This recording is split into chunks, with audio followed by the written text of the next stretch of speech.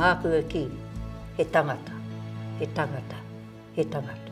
Ko te tīmatanga o ngā mea katoa, me wehi ki te atua, whakahonaratia, te kīngi Māori, a kīngi tūheitia, pōtatau te wherohero, te tuawhitu.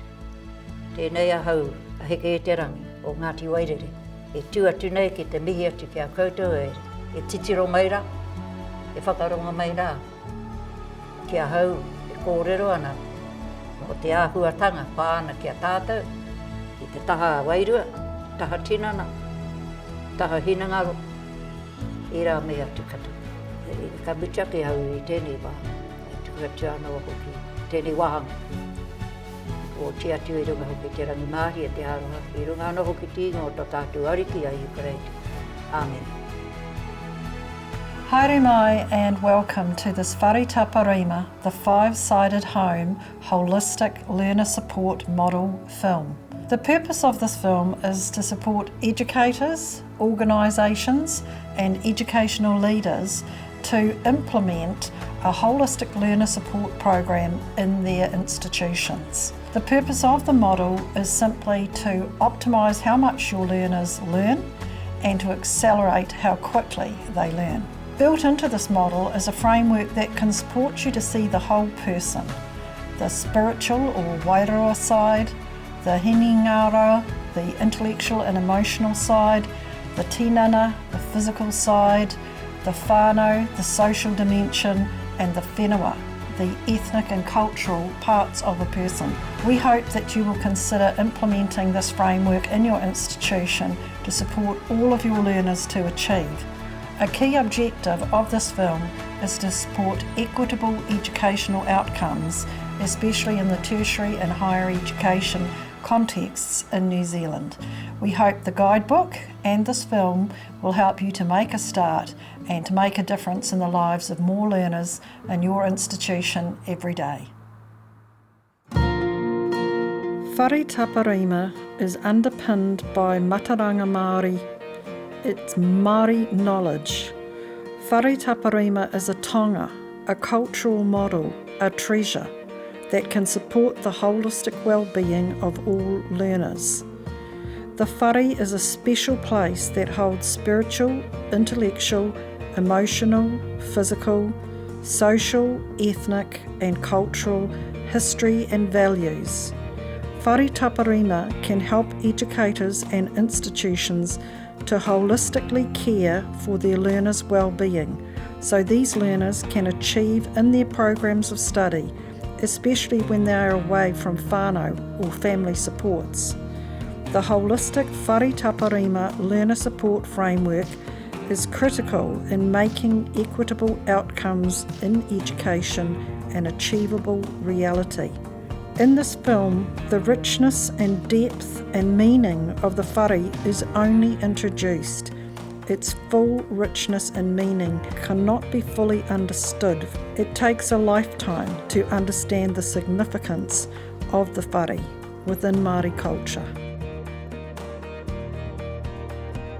For me, the implementing of Whare Tapa Rima, the five-sided home, for me it's a journey that I make with the students and the relationship that we build with those students to carry them through either the program or through their life. The model really works for motivating students and when it is implemented properly and the staff member that is implementing it believes in it and can articulate how it works. So the students will progress when they have that information and when they're being supported by somebody who uses this. The advantages include the learners feeling supported, the learners knowing that they are supported and they can come to you at any time to ask for support in any of those dimensions. They can come to you and ask you for that support and then receive the support that they need. Everybody has a culture, everybody brings in their culture. They don't leave that at the door when they walk in, they bring that with them. We have to acknowledge that, and by doing that and supporting them, they progress further. If you support that in a student and help them to understand where those things are available to them and help them, they begin to realise that your relationship that you have with them is more than just a surface one. You actually do care about them and do want them to succeed. To start this model off in a new organisation, I would make sure that the staff are all on board with the program, with the framework, and also to make sure that they understand how that works and how it sits together and it's not in isolation. So you don't have the 5 sides of the home separately, they're all incorporated into one and they will work together. So you look at whatever presenting problem the student has and you look at it from each of those angles to find out where the biggest gap is, and then you help fill that for them. For leaders and for organisations, I would say this is the best model that we've ever seen. It supports the students, it supports their success, their ongoing success. Even when they've left, they know that they can come back and get support where and when needed. And for learners, they love it. They love the fact that there is support there, and it's not something that is going to take away from their time in the organisation, it's going to enhance it. It's a really interesting model that I imagine as a supportive environment in which the research takes place. It doesn't operate in isolation, each one of the sides. It's like that support around somebody for doing anything within the institution. No, it doesn't matter what it is. So it's like, it's got the policies, it's got the principles, it's got the support, it's got all of the quality management system in place, so that anything anybody does is they feel supported, they feel welcomed, they feel as if they're bigger than they are. They can achieve more than they can do. We hear a lot about motivation and what motivates people to study and achieve. And I think that if they're in a sort of linear environment, they're not supported in the same way, and achievement becomes book achievement, academic achievement in a linear fashion, rather than a more complex and supported environment. I think it's absolutely important to make sure that students can achieve to their fullest potential. In most learning environments where that support isn't there, I think students struggle, and they might be struggling not intellectually, they may be struggling with other issues in their life, and if they don't have that support, they can't achieve in the way in which they want to achieve. But I think that one way to view it means that students will not achieve their full potential. They don't feel as if they belong to the institution. They see it as a means of maybe getting a piece of paper, getting into the workforce, but it's not that whole sense of belonging and sense of achievement they get when they're part of a whānau. Every learner needs this kind of support. I think it would be really, really useful to do that, to provide that holistic support for all learners. But I can see what the objections will be in most tertiary institutions. We can't afford to do that. It's not part of our role. However, if they did, I think we'd be achieving way more potential, and we would be having people going into the workforce better equipped to do whatever they need to do. Mental health is a huge issue for tertiary students. So if you look at the usual linear model of academic learning, and you look at the ways in which students live, some of them come from other countries, they might come from rural areas in our own country, they're in a student residence or a student flat, and they're isolated. And nobody knows what's going on with them.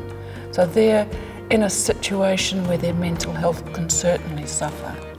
Providing holistic support means they're getting out of that isolation. I've been an academic for many years in both Australia and New Zealand, and I think that what I've always done, even if it wasn't supported by the institution, is to provide that holistic support. It didn't have a name, it didn't have a model, but I always thought it was important to give that wider support to students.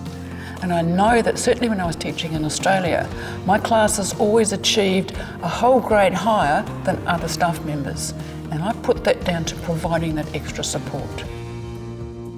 The whare, or ancestral home, was central to the life of Māori in the past, and its significance continues to this day.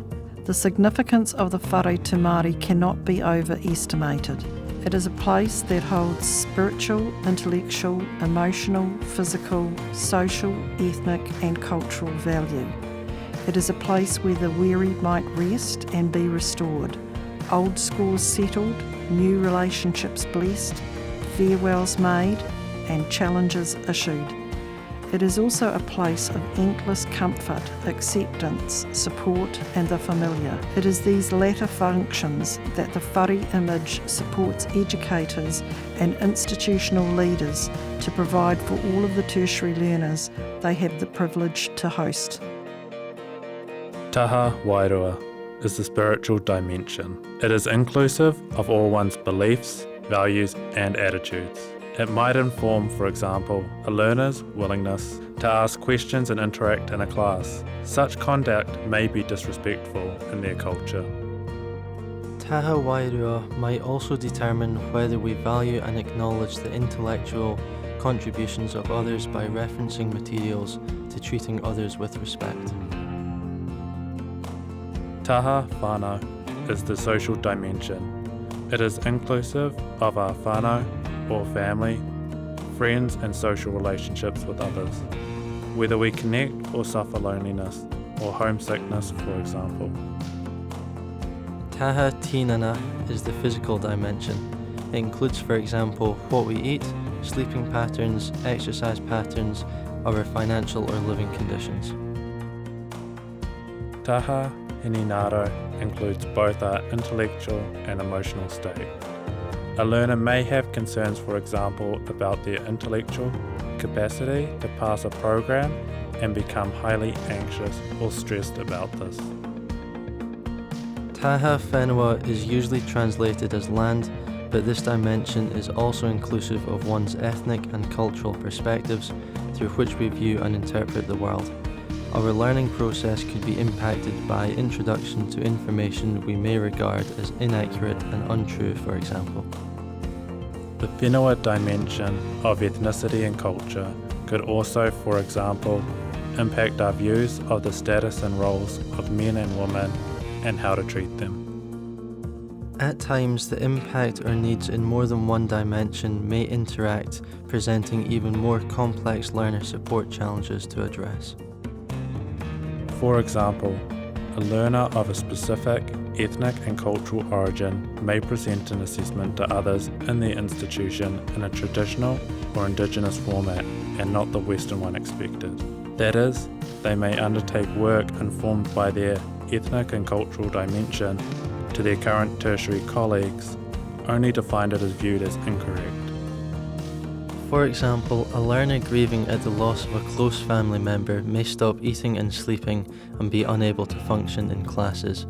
In other words, challenges in the whānau, social and hinenaro intellectual and emotional dimensions may first appear in the tinana physical dimension itself.